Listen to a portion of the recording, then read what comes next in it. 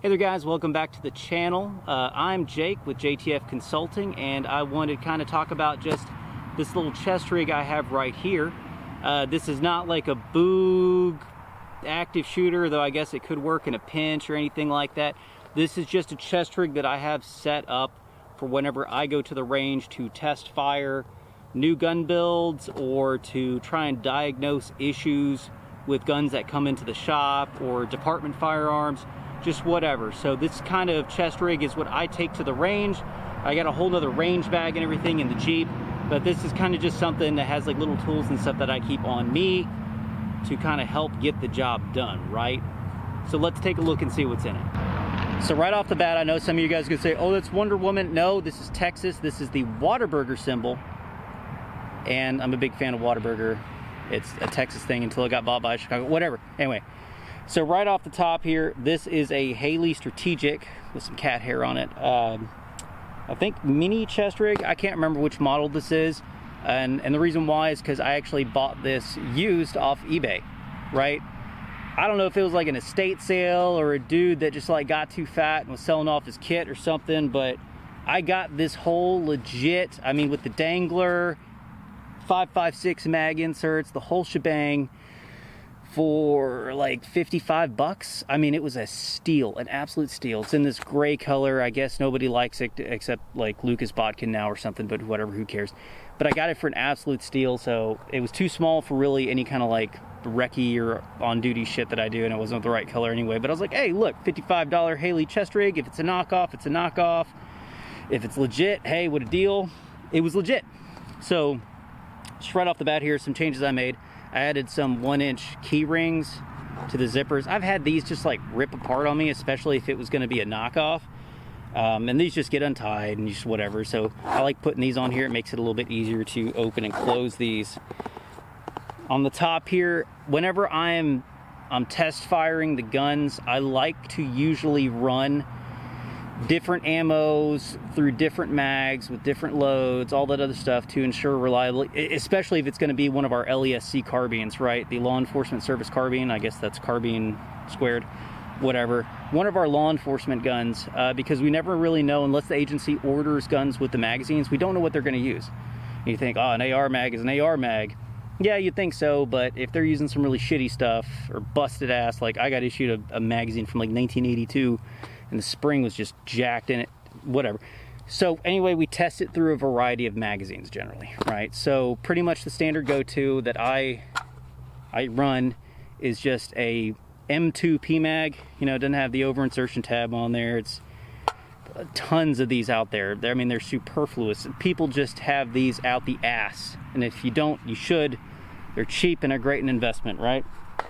So basically, I run a bunch of guns with PMags. The other one I use, when you can get them, is a Surefeed, right? This is their E2. This has our nice, fun little logo on there, just so nobody steals these from me at the range. Or if they do, at least they're representing. You know what I mean?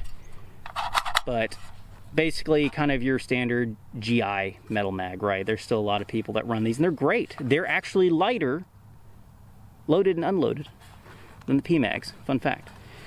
So I keep one of those. Whenever I'm working on pistols, I primarily run a lot of Glocks. So if I'm just trying to sight something in, or I don't know, I just don't feel like reloading a whole bunch, I carry a small little 27 round stick mag. It's just kind of fun to mess with.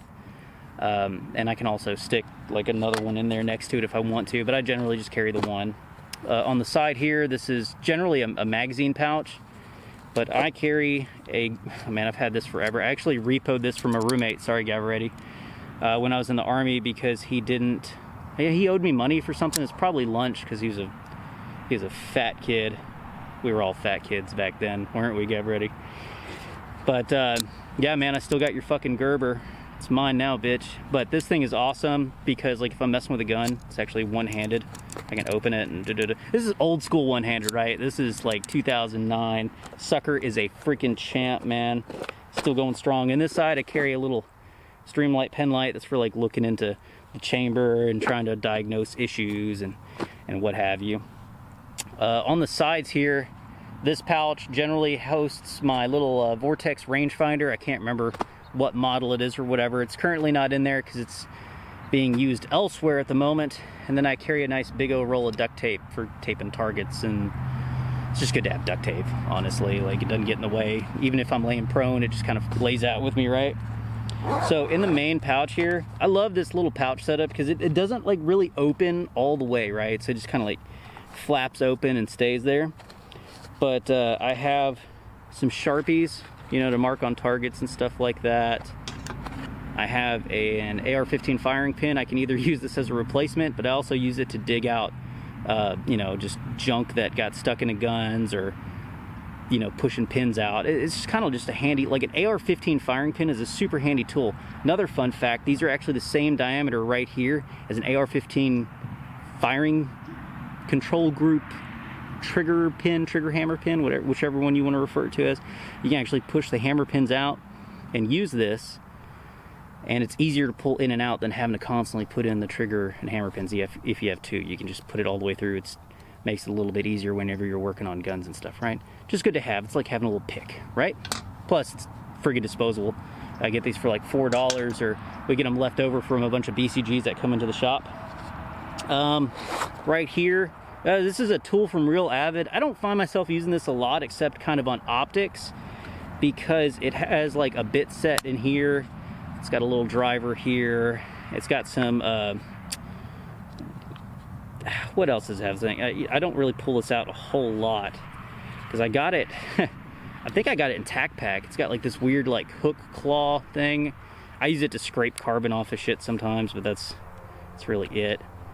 This is like a bolt cleaner. You can actually stick this into a BCG and scrape it. It's also got like a small filing surface, which really isn't worth a shit, but you know, it's on there. It's got another driver or punch pusher that you can use. It's got a couple of Torx bits on there, and then it's got a magnetic small parts holder, which is really good for your detents and stuff like that.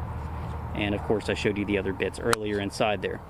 Not a bad little tool. I use it more on optics, like I said, whenever I have to tighten them or whatever. Here I have some Surefire Sonic Defenders. I'm not gonna lie, I found these at Walmart, right? They were like $8. They actually fit my ears really well. Super surprising, because I feel like I have weird ears. And then I have some Velcro on the back here, because the inside of the chest rig here has Velcro. That way they're always with me, because I have a tendency with my ADHD to like lose shit instantly. Put it down, like that firing pin I just put down, gone. I'm gonna need another one. And I'll tell you how many times I do that. Right here is a Wheeler Engineering kind of multi-tool. It's their Delta series.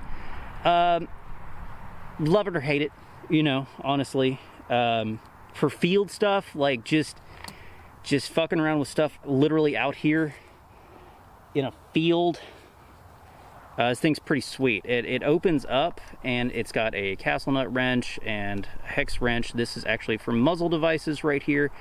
Only gripe really is that this doesn't lock.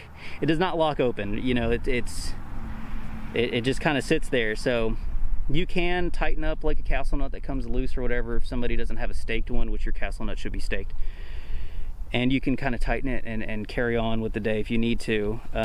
But it's really handy for these other tools. Like the other one, it's got a couple of Torx bits on there. It has an AR front sight tool, which is super handy, because yeah, you can use a bullet to turn it, but it is like worlds better when you have an actual dedicated tool. It's got a little flathead / pry bar right here. I mean, probably shouldn't use it as a pry bar, just like any other screwdriver, but don't tell me how to live my life. Just like the Real Avid there, this one has a bolt scraper. None of these tools lock open, by the way. I mean, this is like a Swiss Army knife. You know, you can use it, but it might close on you. You never know. Disclaimer, not all Swiss Army knives are non-locking. It's just the ones I was always given as a child were, and I learned that very quickly.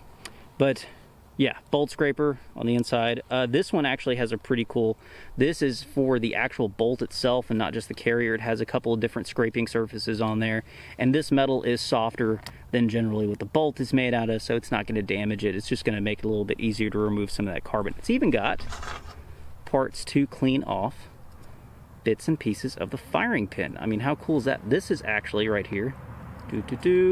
That is for the bolt chamber, and the well, it's not going to get into the barrel extension, but on your actual bolt, the locking lugs, it's going to be able to scrape around those. It's real nice to have. Other things, it's got a Phillips, a general kind of punch. It's just round, and then it's got some Allen keys. It's got another Allen key and another Allen key. Overall, just a handy little tool. I think these are like 30 bucks or whatever. Pretty hefty for what it is, but kind of handy to have out in the field, especially when you're breaking down guns that might have been malfunctioning because they're just super fucking dirty because nobody ever seems to clean their shit. Cops, I'm talking to you. You hand some kid who's like 21, you know, maybe went to college, maybe he's fucking book smart, and you hand him a gun, and he goes to like a training class if he's lucky because they actually paid for it and gave him ammo, and blasted like 500 rounds through his AR, and then it sat in the back of his Texas heat trunk for like fucking months or a year until the next qual, and the thing's like gummed up as shit, and you're just like, bro, what the fuck? Cleaning tools are super, super handy to have. As a spare, I also have another AR front sight tool. This one actually has two different sides. I believe A1s and A2s. I can't remember. It's been a long time since I've worked on an A1 that use different tools. I mean, you can get away with either one, but good to have both, especially if it's on the same tool. It's also a spare. This is not a bottle of cum, okay? I know some of you are gonna be like, hey, he's pulling out the little bottle of cum. That's not what this is, all right? This is actually before it was labeled.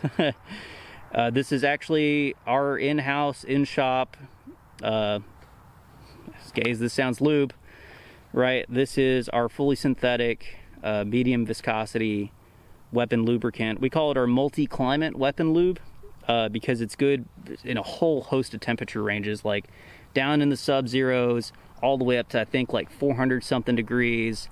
It is actually FDA approved for use on, well, it's kind of originally designed to be used on food conveyor belts, like inside food processing facilities. So it's not meant to like really drip and stuff like that. And it also has really, really tiny microscopic Teflon particles in there. So even after the lube kind of dries or settles or whatever, it actually leaves behind a coating of Teflon, which is pretty cool stuff, especially since a lot of our parts are nickel Teflon coated. So if you got a nickel Teflon hammer contact and a nickel Teflon trigger and sear, and you got Teflon lubricant in between, it's just got the shit Tefloned out of it, and it's not cum, it's Teflon lubricant, in-house made. Check it out. It's like right now I think it's like $2 on the website. It's pretty good shit.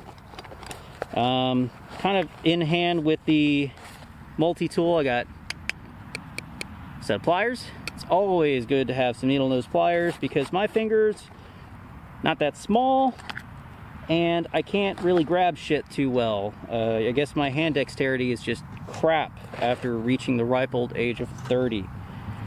It's awesome. But yeah, these are some of the tools and some of the things that I carry up in this main pouch, and of course that changes. Sometimes I'll throw some extra shit in there, you know, maybe I'll carry some CLP, but generally I can get it running with the lube and the tools in here and call it a day. If I can't fix it with this shit, it's going back to the shop because there's something big bad wrong with it. Generally I also carry a small bag of parts, but those are right now in my armor kit, which are back at the shop. But I'll carry things like detents, springs. If I got to break something down here and it's legit broken or it just like flies off into space, I have some spare little small stuff, right? So down here, this is just an IFAK, right? Nothing crazy, just like annotated as such. That way if I'm out here with somebody, they hopefully know what a fucking cross means. But you know, you never know. But inside we have this nice little first responder trauma kit from Phokus Research. These are really cool, man. I love how flat and thin these are. Super, super tiny for really what it is. And it's got everything in it that you kind of need, minus a few things that I would probably add. It's got combat gauze. It's got 2 occlusive dressings, so 2 chest seals for entry and exit holes. You can also use this fabulous waterproof packaging it comes in to make your own chest seals if you need to. Oh, and with what tape? Oh, the tape that they include in there that's actually pretty sticky shit and works. It's pretty cool. It's also got a SWAT T tourniquet. Nah, not a big fan. Not a big fan. I'd probably use one to make a splint, but I'm not going to use one to make a tourniquet. I'm not huge on those. That's a whole nother video. It's got the medical tape, which I showed you back here, and then it's also got some nitrile gloves. So this is a cool little kit. You can just grab it up here and rip that sucker open, and ta-da, you got your stuff. Really like it. Check it out if you want to. We actually have a discount code with them. Currently, it is Cop Talks, or Cop Talk 10. I'll put it in the description. You guys can check it out if you want to, but it gets you 10% off. It helps support the channel, and you get some medical stuff. And they got night vision stuff. It's really cool. So another thing, I keep a Ziploc bag of just Band-Aids and stuff, because I find a way to hurt myself. Usually not very bad, but I do find a way to hurt myself. So it's always good to have things like, you know, little Band-Aids for your fingers, your thumbs, and your toes, and your chest whenever, you know, some guy wants to test out his AR15 plate steel armor and spalls everywhere, and just, you know, you're trying to change a target and you catch some fucking flack, and then that dude catches some fucking flack. You know what I mean? You know what I mean. But yeah, that's what's in the main pouch here.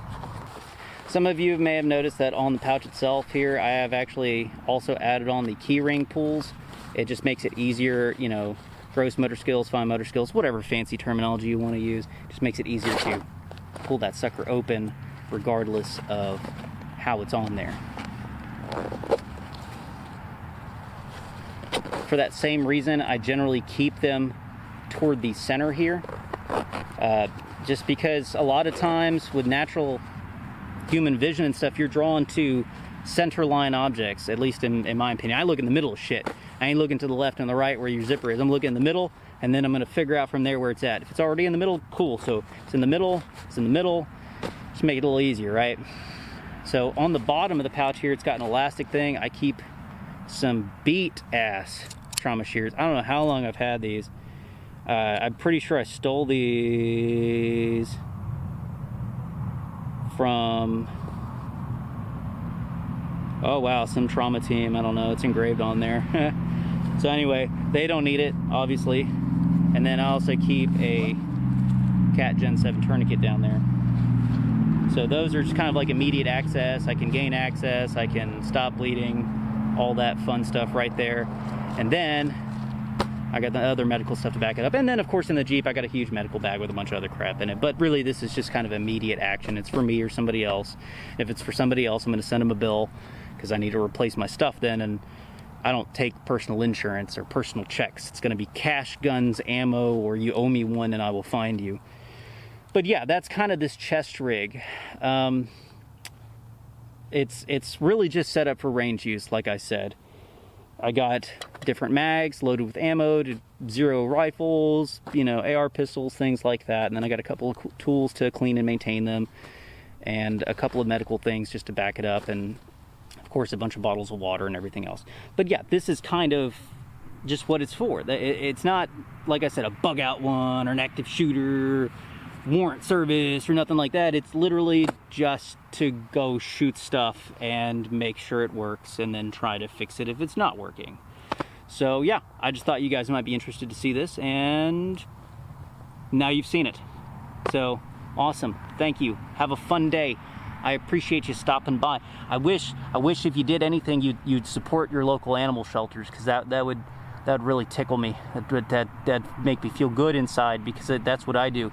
A lot of the money that comes from my YouTube videos and sales from our store and all that stuff, it goes to support local animal shelters here, like the Kittery, Laura's House, Adkins Veterinary Service, and of course every stray cat and everything that I help take care at the shop, and everywhere else I go, just because cats are so much better than people usually. I mean, animals in general are just better than people. Anyway, I could talk about that all day too. So if you would, leave a like and subscribe if you're new here, and really enjoyed our time together, and I hope you did too.